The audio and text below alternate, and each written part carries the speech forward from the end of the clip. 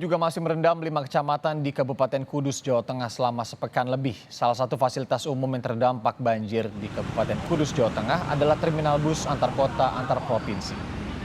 Aktivitas lumpuh akibat genangan air setinggi 10 hingga 50 cm untuk melayani penumpang, sementara bus yang hendak menaikkan atau menurunkan penumpang dipindah ke bagian luar terminal, tepatnya di sisi kiri Jalan Kudus menuju Semarang. Kondisi ini membuat para penumpang mengaku cukup terganggu karena tidak semua bus beroperasi sehingga untuk mencari transportasi, para penumpang harus menunggu lama.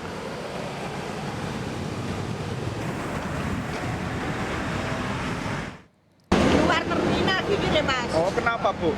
Banjir. Terminalnya banjir? Oh, nunggu berapa lama di sini, Bu?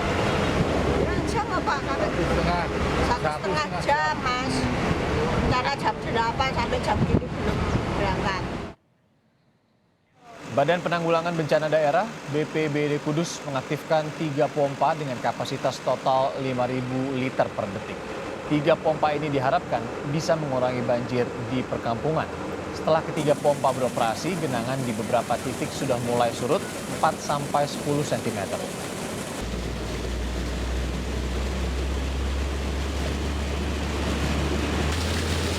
Kami memohon bantuan pompa air ke BPWS Provinsi Jawa Tengah dan mengaktifkan secara maksimal pompa air yang dimiliki oleh pemerintah Kabupaten Kudus.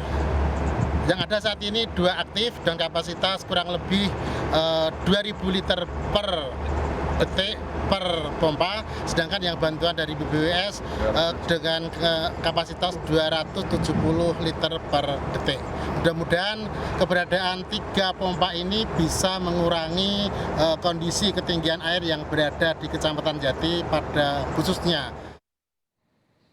Lebih lengkap terkait dengan kondisi banjir di Kudus, Jawa Tengah, kita sudah tergabung dengan jurnalis Kompas TV, ada Iwan Miftahudin. Iwan, selamat siang. Genangan banjir masih ada ya di terminal dan juga belum surut sampai saat ini, seperti visual di belakang Anda juga. Yang dilakukan pengelola terminal apa sejauh ini? Ya, selamat siang ini Anda dan saudara. Memang banjir di Kabupaten Kudus ini selain merendam puluhan ribu rumah warga di 5 kecamatan yang ada, ini juga berdampak kepada salah satu fasilitas umum, yaitu terminal antar kota antar provinsi. Di terminal ini aktivitas menjadi lumpuh karena tergenang banjir dengan ketinggian mulai 10-50 cm. Ini mulai dari 1 minggu yang lalu sampai sekarang terminal ini tidak bisa digunakan. Akhirnya atau dari pengelola terminal ini tidak bisa melakukan upaya yang lebih banyak. Karena apa? Karena kondisi terminal ini berada di cekungan, artinya di bawah jalan yang ada di kanan kirinya.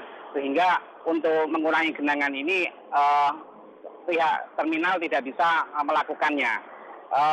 Sementara itu untuk melayani aktivitas warga yang hendak bepergian, ini untuk aktivitas dialihkan ke bagian luar terminal, yaitu tepatnya di jalan Kudus menuju Semarang. Dengan pengalian ini banyak penumpang yang mengeluh karena tidak semua bus yang dari antar kota ini kemudian bisa berhenti di terminal ini, sehingga mereka harus menunggu 1-2 jam untuk bisa mendapatkan bus.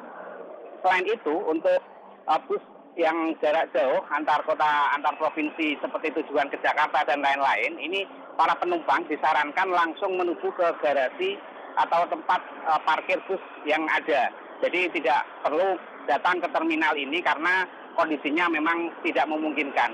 Dan di jam tertentu aktivitas lalu lintas ini akhirnya tersendat. Karena apa? Karena dengan adanya keluar masuk atau jalur yang terganggu dengan pemberhentian ataupun penurunan dan menaikkan penumpang ini, kemacetan tidak bisa dihindarkan.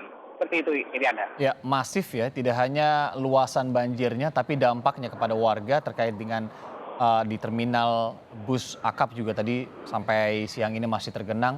Tadi Anda sebutkan, puluhan ribu rumah tergenang.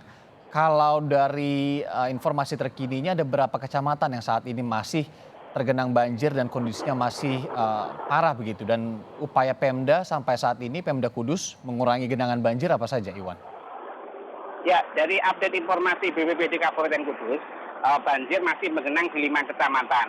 Cuman karena cuaca ini sudah mulai membaik, artinya 2 hari ini kondisi cerah, ini cukup membantu dengan tidak turunnya genangan banjir. Selain itu, pemerintah daerah juga mulai kemarin sudah mengoptimalkan pompa air yang berada di polder maupun adanya bantuan dari Pemprov Jateng yang telah mengirim bantuan pompa portable melalui Balai Besar Sungai Wilayah Buana untuk mengalirkan air yang menggenang di sekitar perumahan warga. Dari pantauan saya tadi pagi, upaya ini sedikit efektif, ada penurunan antara 10 sampai 30 cm. Namun ini juga nanti akan berpengaruh juga kepada genangan yang ada di bagian cekungan. Artinya belum berimbas banyak kepada bagian yang daerah yang cekungannya cukup dalam. Sehingga sampai saat ini warga juga masih sebagian masih ada yang bertahan di pengungsian sambil menunggu air benar-benar surut sehingga mereka bisa kembali beraktivitas di rumahnya kembali. Seperti itu, Iranda. Oke, Iwan, bagaimana kelayakan pengungsian yang Anda pantau hingga saat ini sendiri, apa barang-barang atau kebutuhan yang masih sangat dibutuhkan oleh warga yang masih stay di pengungsian tadi? Ya, sejauh pemantauan saya di posko pengungsian ini, untuk warga yang sudah mulai mengungsi di 10 titik pengungsian yang disediakan oleh pemerintah daerah, ini semua kebutuhan baik logistik maupun kebutuhan ini tercukupi. Hanya saja warga yang masih bertahan di rumah ini yang masih ada yang mungkin belum kebagian logistik. Karena apa? Karena jangkauan dari petugas ini juga terbatas untuk menuju ke lokasi yang terdampak banjir. Kalau diketahui ini Anda bahwa dari puluhan ribu rumah warga yang terdampak banjir ini, itu tidak semua mengungsi. Jadi masih banyak mereka yang tetap bertahan di rumah untuk dengan alasan menjaga harta benda mereka maupun menjaga orang terdekat mereka. Karena asumsi mereka ketika harus ke pengungsian, mereka akan lebih repot ketika harus menjaga orang terdekat mereka.